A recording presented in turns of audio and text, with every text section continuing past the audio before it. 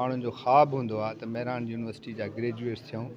अॼु मेरान यूनिवर्सिटी 1100 जेके ग्रेजुएट्स खे डिग्रियूं ॾिनियूं ऐं 36 PhD होल्डर्स खे मिलियूं आहिनि जेके आहिनि PhD जूं डिग्रियूं कंप्लीट कयूं अथनि।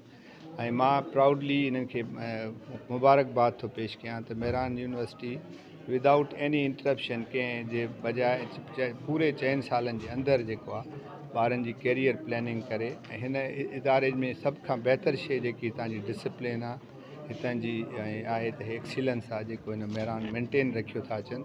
ऐं कांग्रेचुलेट इन्हनि ॿारनि खे जेके ग्रेजुएट डिग्रियूं वरितियूं उन्हनि जे पेरेंट्स जिन पॉसिबल कयो त उन्हनि खे उन्हनि जे लाइ तमामु वॾो ॾींहुं आहे, उन्हनि जे लाइ ईद जो ॾींहुं आहे। सभिनी खे मुबारकबाद पेश थो कयां।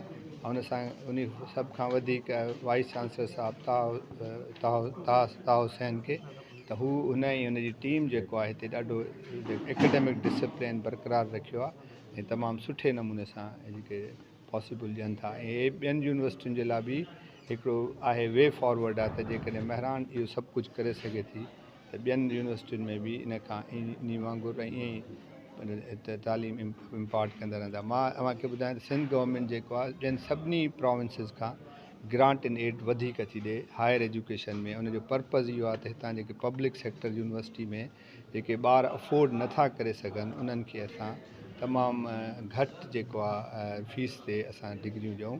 42 बिलियन गवर्नमेंट ऑफ सिंध ॾिए थी ऐं उन खां अलावा तक़रीबन 10 बिलियन डेवलपमेंट में थी ॾिए त 52 बिलियन्स जेके आहे एनुअल ग्रांट आहे असांजे 3 पब्लिक सेक्टर यूनिवर्सिटीज़ जी।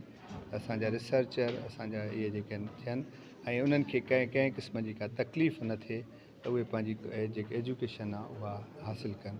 सो मां हिन टीम खे डॉक्टर साहब जी टीम खे ऐं उन्हनि जे सभिनी खे मुबारकबाद थो पेश कयां वंस अगेन त ॾाढो सुठे नमूने सां उन्हनि जेके पंहिंजा 4 साल पूरा कया। थैंक यू साईं साहब।